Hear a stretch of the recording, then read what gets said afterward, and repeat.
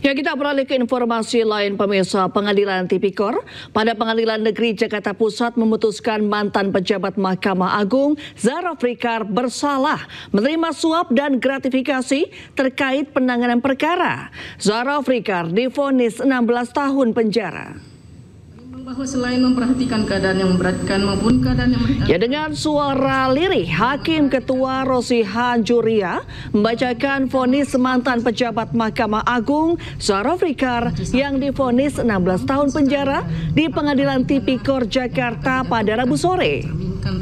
Hakim juga memberikan vonis denda 1 miliar rupiah kepada Zaraf dan uang itu wajib dibayarkan dalam waktu sebulan setelah vonis berkekuatan hukum tetap.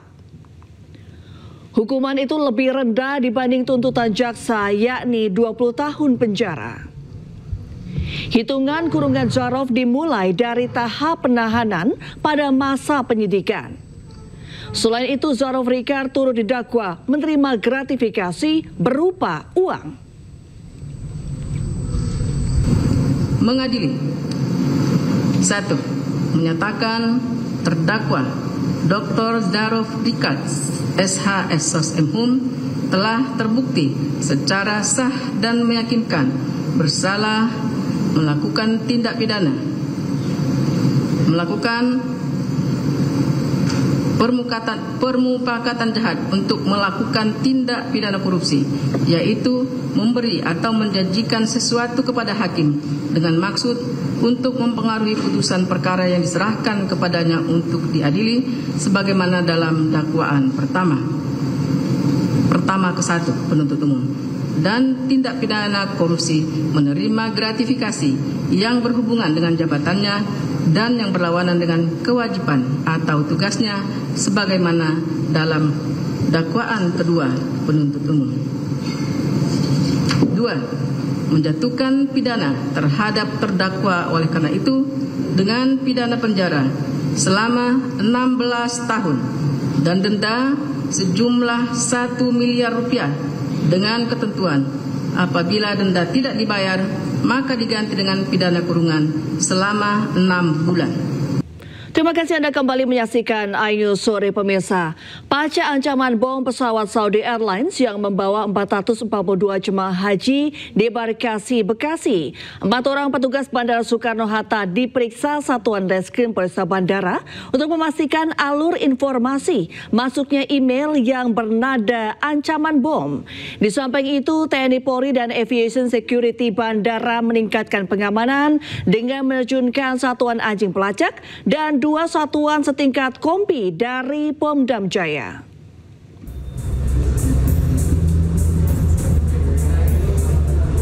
Setelah sempat mendarat darurat di Bandara Kuala Namu, Medan, pesawat Saudi Airlines dengan nomor penerbangan SV5276 rute Jeddah ke Bandara Soekarno-Hatta tiba Rabu siang di Bandara Soekarno-Hatta, Tangerang, Banten. Pesawat membawa 442 jemaah haji debarkasi Bekasi yang berasal dari kota Depok, Jawa Barat. Namun pasca adanya ancaman bom di pesawat Saudi Airlines tersebut, Satuan Reskrim Polresta Bandara Soekarno-Hatta memeriksa 4 orang petugas bandara. Mereka diantaranya adalah petugas bandara yang pertama kali melihat adanya email masuk berisi ancaman bom. 4 petugas tersebut adalah customer service serta petugas aviation security. Pemeriksaan dilakukan untuk mengungkap fakta sebenarnya serta untuk memastikan alur penerimaan informasi dan dari mana email tersebut. Ya, seperti yang kita ketahui bahwa adanya email yang masuk ke beberapa instansi, salah satunya adalah Injourney, dan kami dari Polres Bandara sudah melakukan interogasi untuk memintai keterangan terhadap 4 orang. Itu lebih kepada kronologis mereka mengetahui dan menerima email yang masuk. Sementara itu, 442 jemaah haji yang sudah tiba di Bandara Soekarno-Hatta telah diantar ke debarkasi Bekasi menggunakan 10 bus dan pengawalan petugas lalu lintas. Dari Tangerang, Banten, Hasnugara, iNews melaporkan.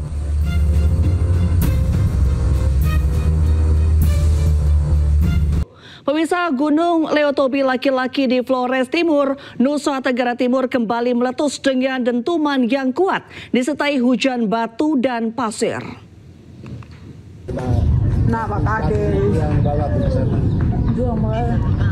Sekitar 4.000 warga dari 8 desa yang terdampak sudah mengungsi ke tempat yang aman. Selain itu, warga di sekitar Gunung Leotobi laki-laki diminta tidak melakukan aktivitas apapun dalam radius 6 km dari pusat erupsi gunung. Warga diminta waspada karena dapat terjadi potensi banjir lahar pada sungai-sungai yang berhulu di puncak gunung jika terjadi hujan dengan intensitas tinggi. Warga yang terdampak hujan abu gunung juga diimbau memakai masker untuk menghindari bahaya abu vulkanik pada sistem pernafasan.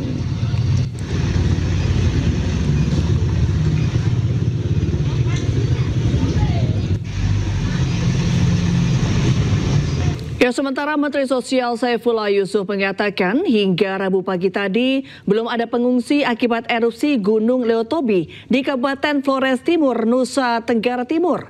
Saifullah menyebut pihaknya akan membuat tempat pengungsian jika memang dibutuhkan. Di sana kita punya lumbung sosial. Jadi lumbung sosial itu semacam gudang gitulah ya, yang bekerja sama dengan pemerintah daerah. Dalam hal ini Kabupaten Flores Timur. Kita punya di Desa Watuwara, Kecamatan Titihena, Desa Duli Jaya, Kecamatan Titihena, dan Sirinuhu Barat, Kecamatan Titihena. Kemudian juga ada Kecamatan Adonara Barat dan Desa Bugalima, Kecamatan Adonara Barat. Jadi itu adalah lumbung-lumbung sosial kita yang ada di sana yang siap untuk memberikan sewaktu-waktu terjadi bencana. Tetapi pasti itu saja tidak cukup. Maka ada dukungan dari sentra Evata di Kupang, di mana barang-barang yang kita kirim dari Kupang insya Allah hari ini sudah berada di sana. Dan juga tentu kita tadi saya sebut di depan ada dukungan dari gudang pusat. Ya, jadi semua bantuan disesuaikan dengan kebutuhan di sana. Ya pemirsa, dan untuk mengetahui informasi terkini kita sudah terhubung dengan jurnalis iNews Joni Nura di Flores Timur, Nusa Tenggara Timur. Jadi bagaimana kondisi terkini di sana pasca erupsi Gunung Leotobi laki-laki? Baik, selamat malam Reni dan pemirsa di mana saja berada. Saat ini saya sedang berada di Desa Boru, Kecamatan Bulanggitan. Saat ini tampak Gunung Leotobi masih tertutup dengan awan. Hingga malam ini belum ada erupsi susulan yang terjadi.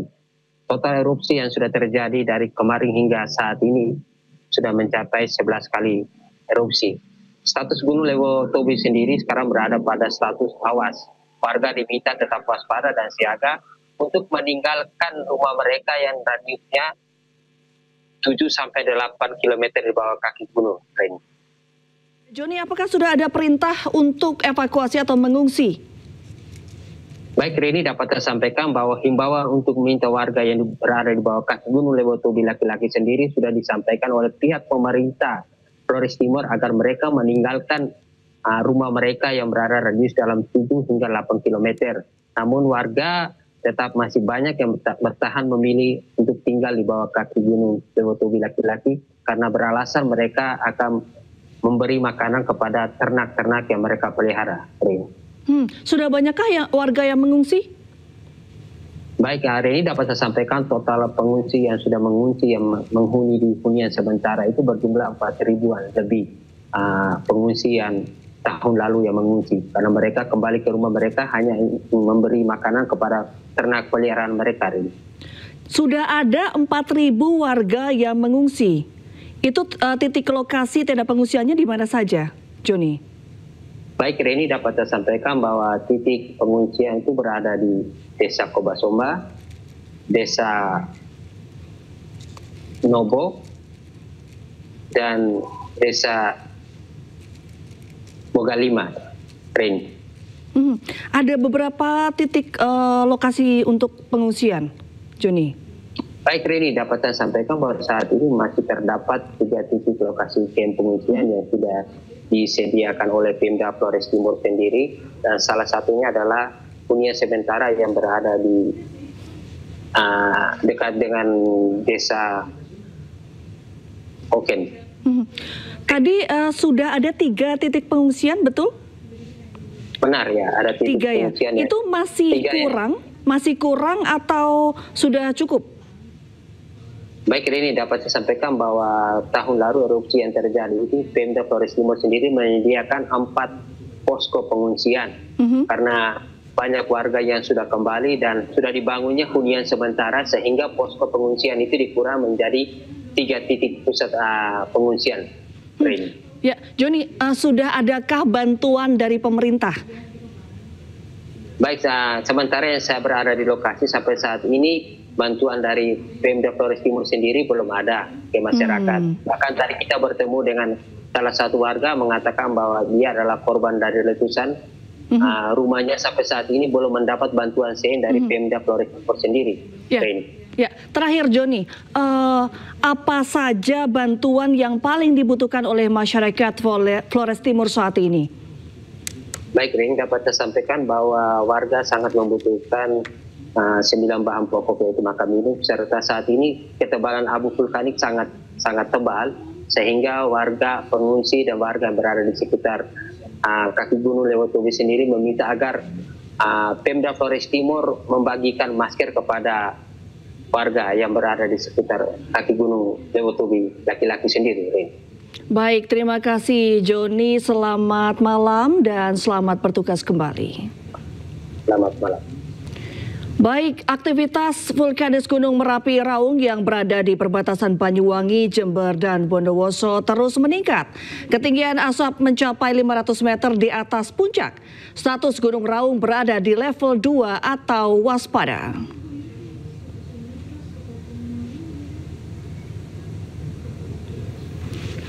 Berdasarkan pos pantau Gunung Raung di Desa Sumber Arum, Banyuwangi, abu vulkanik membumbung tinggi dari puncak kawah Gunung Raung dengan ketinggian asap mencapai 500 meter.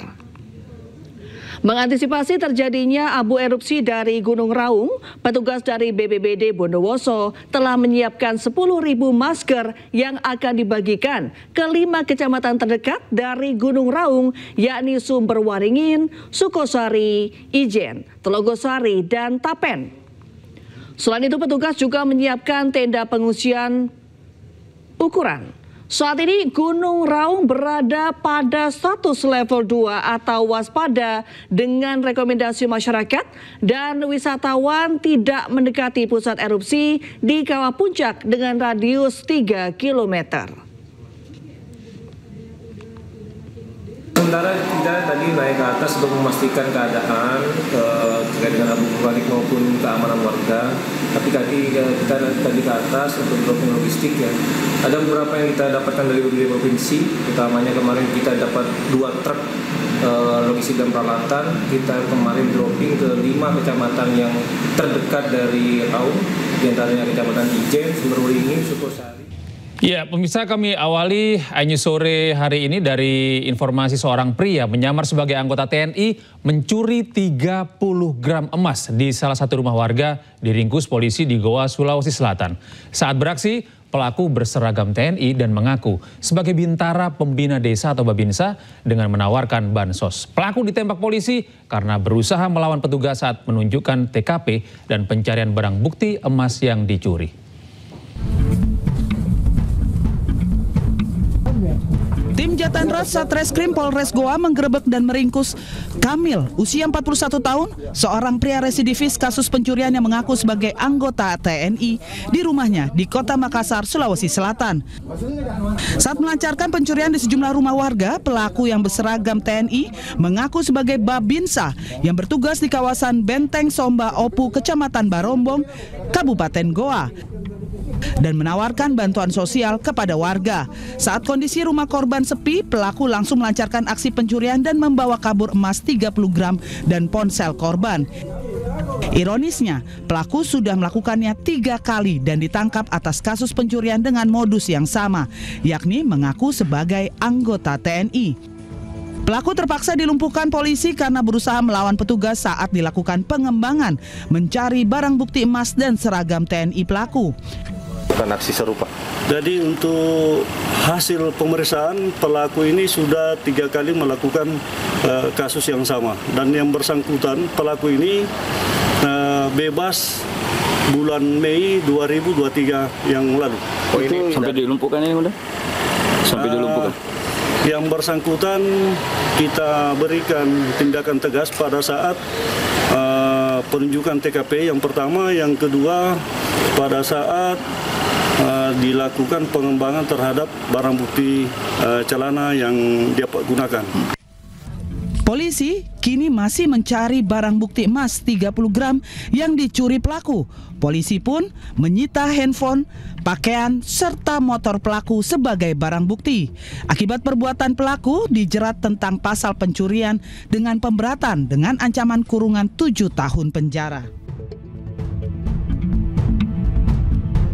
4 orang tersangka komplotan pemalsuan materai Rp10.000 berhasil ditangkap Satuan Reserse Kriminal Polres Pelabuhan Tanjung Priok, Jakarta Utara.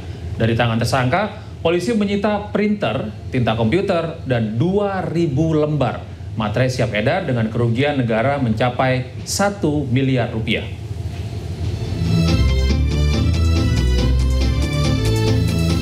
Satuan Reserse Kriminal Polres Pelabuhan Tanjung Priok menggerebek rumah kontrakan yang dijadikan tempat pemalsuan materai di Bekasi, Jawa Barat. Polisi menemukan 2.000 lembar kertas materai palsu siap edar. Peredaran materai palsu ini terbongkar akibat banyaknya temuan materai palsu di kawasan Jakarta Utara.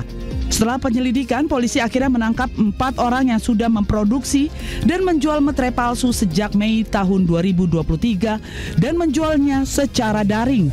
2 orang tersangka merupakan pegawai percetakan yang bisa membuat materai palsu yang hingga sekilas tidak terdapat perbedaan dengan yang asli.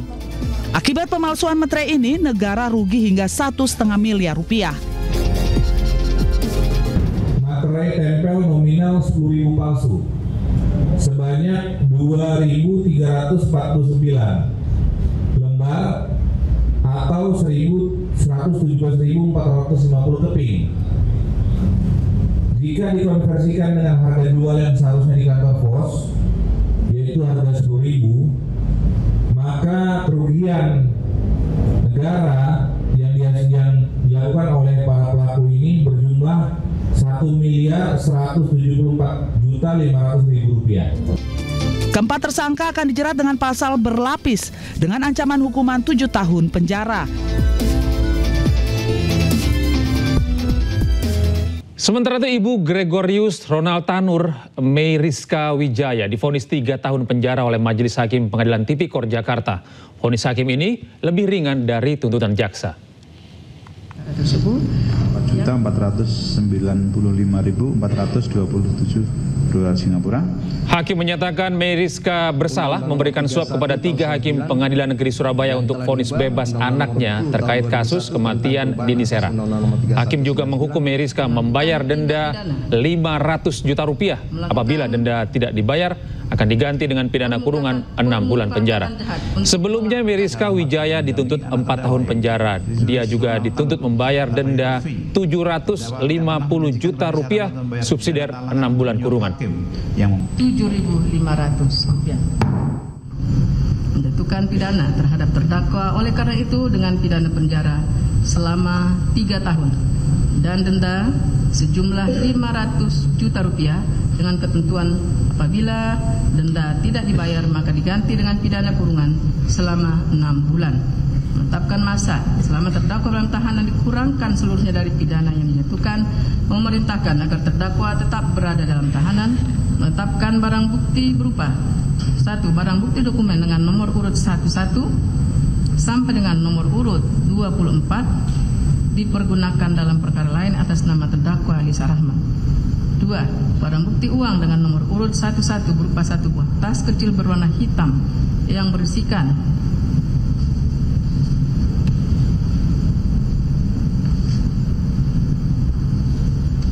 ada dan B sampai dengan nomor urut 1411 berupa 1 keping kartu akses kunci apartemen Tamrin Residence warna hijau dan biru dipergunakan dalam perkara lain atas nama terdakwa Lisa Rahmat.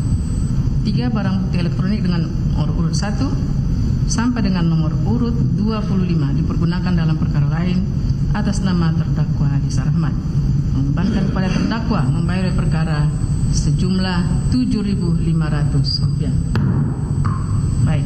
Ya pemirsa, dari kasus mega korupsi minyak sawit mentah terungkap bahwa isu-isu miring terhadap pemerintah ternyata didalangi oleh Marcella Santoso, tersangka kasus perintangan penyidikan dan penuntutan kasus ekspor CPO Timah.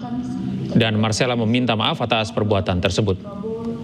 Seperti petisi RUU TNI dan juga Indonesia Gelap. Santoso, tersangka perintangan penyidikan korupsi, telah mengakui secara gamblang bahwa dialah yang menjadi dalang dibalik gerakan Indonesia Gelap dan konten yang menyerang revisi UU TNI di media sosial. Marcella mengaku memproduksi konten yang menyudutkan Jaksa Agung dan pemerintah untuk mengalihkan isu. Konten-konten yang dibuatnya tidak ada kaitannya dengan kasus yang ditanganinya. Pengakuan tersebut diungkapkan Marcella saat merilis penyitaan barang bukti kasus korupsi CPO.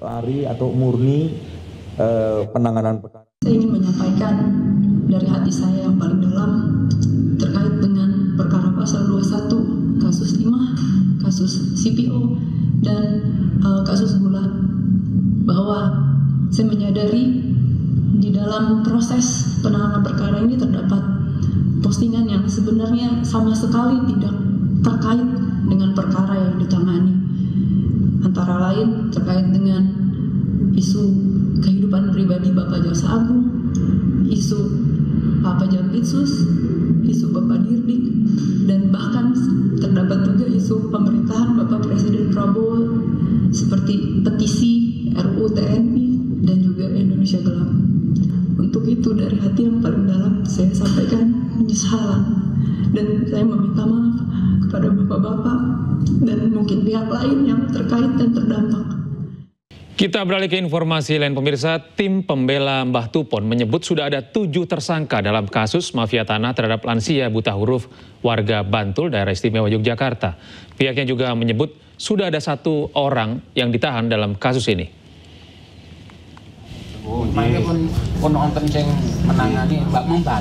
Kasus mafia tanah dengan korban Mbah Tupon, lansia buta huruf warga dusun Ngentak, Kelurahan Bangun Jiwo, Kecamatan Kasihan, Kabupaten Bantul, daerah istimewa Yogyakarta memasuki babak baru. Tim pembela Mbah Tupon menyebut sudah ada 7 tersangka dalam kasus mafia tanah dan 1 orang telah ditahan di Polda Daerah Istimewa Yogyakarta. Salah seorang yang sudah ditahan adalah Bibit Sukamto. Dan informasi ini diterima tim pembela Mbah Tupon dari surat perkembangan hasil penyidikan dari Polda Istimewa Yogyakarta pada 11 Juni lalu. Di tengah proses pidana, Mbah Tupon terseret dalam gugatan perdata di Pengadilan Negeri Bantul. Rencananya sidang mafia tanah Mbah Tupon akan digelar pada 1 Juli mendatang. Dari 7 tersangka itu memang kemudian menurut informasi dari Polda DIY hari Senin sampai hari Rabu ini itu dilakukan pemanggilan terhadap tersangka-tersangka tersebut. Kami juga dengan tim ini akan berkoordinasi juga karena dari Mbah Tupon ini mendapatkan gugatan perbuatan melawan hukum ya. Posisinya perkara nomor 67 tahun 2025 PDTG PM Bantul kami terima per hari Jumat kemarin untuk gugatannya. Nah besok kami dan tim kuasa hukum akan berkoordinasi untuk bisa kira-kira ini strategi untuk perlawanannya seperti apa dari Mbah Tupon, seperti itu. Kita beralih ke Bekasi pemirsa. Usai menjadi sorotan publik terkait sejumlah anak-anak sekolah PAUD dan TK tidak mendapatkan kurikulum yang sesuai, Komisioner Perlindungan Anak Daerah Kota Bekasi, Jawa Barat mendatangi sekolah Al-Karim Islamic School. Berdasarkan assignment terhadap sejumlah orang tua siswa, pihak KPAD Kota Bekasi menduga di sekolah terdapat pelanggaran terhadap anak didiknya.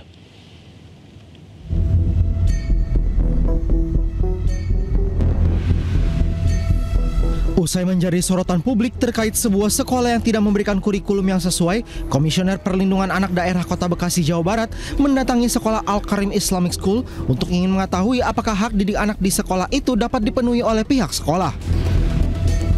Usai mengunjungi dan berdialog dengan sejumlah perwakilan orang tua, KPAD Kota Bekasi menduga di sekolah itu terdapat sejumlah pelanggaran hak terhadap anak. Kita mau mengetahui sebenarnya ada peristiwa apa sih terkait sekolah tersebut, gitu kan? Kita asesmen semuanya dan akhirnya memang kita mendengarkan keluhan-keluhan dari orang tua dari bagaimana proses pembelajaran sampai akhirnya peristiwa hari ini orang tua tidak bisa ketemu dengan pihak sekolah. Bahkan tadi ada satu orang tua yang datang anaknya mau ujian susulan, ternyata sekolahnya digembok, gitu kan? Nah ini kan sebenarnya sebuah peristiwa yang ini harus benar-benar kita menjadi sebuah sorotan. Ada hak-hak anak di sini yang bisa jadi dikasihkan terlanggar, terutama hak pendidikan.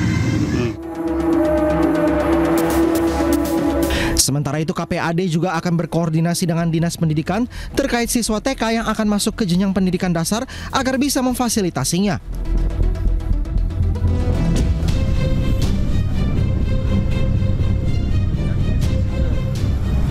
Diketahui sebelumnya sejumlah orang tua murid melakukan somasi dan bahkan membuat laporan ke kepolisian karena diduga menjadi korban penipuan sejumlah uang yang telah disetor ke pihak yayasan sekolah, namun hak pendidikan yang didapat sang anak tidak sesuai harapannya. Akibat kejadian itu sekolah dinonaktifkan. Selain itu sejumlah tenaga pengajar di sekolah itu mengundurkan diri karena kecewa dengan pihak yayasan. Dari Bekasi, Jawa Barat, Rahmat Hidayat, iNews melaporkan. Kita beralih ke informasi lain pemirsa. Hari Raya Idul Adha 6 Juni lalu menjadi momen yang baik untuk berbagi dengan sesama. Melalui program Idul Adha Fest 2025, Partai Perindo menebar 1 juta kantong kebahagiaan untuk masyarakat Indonesia.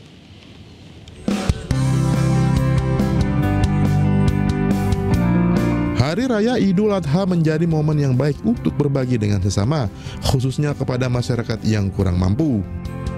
Memaknai Hari Raya Idul Adha 1446 Hijriah, DPW Partai Perindo Sumatera Utara menyalurkan hewan kurban 1 ekor sapi dan 5 ekor kambing yang langsung dilakukan penyembelihannya bersama masyarakat di Perumnas Halvetia, Kota Medan. Melalui program Idul Adha Fest 2025, 1 juta kantong kebahagiaan, Partai Pimpinan Anjela Tanusudibyo ini juga menebar hewan kurban di seluruh kabupaten kota di Sumatera Utara. Se-Sumatera Utara di 33 kabupaten kota semuanya mengadakan kurban juga, dan semua anggota legislatif juga diinstruksikan untuk melaksanakan kurban. Ini merupakan satu permulaan yang baik untuk Partai Perindo. Mudah-mudahan Partai Perindo untuk kedepannya bisa lebih jaya, lebih sukses. Itu harapan kami sebagai warga. Daging kurban Partai Perindo yang juga dikenal Partai Kita diharapkan dapat memberi kebahagiaan masyarakat di Hari Raya Idul Adha. Dari Medan, Sumatera Utara, Ahmad Ridwan Nasution, iNews melaporkan.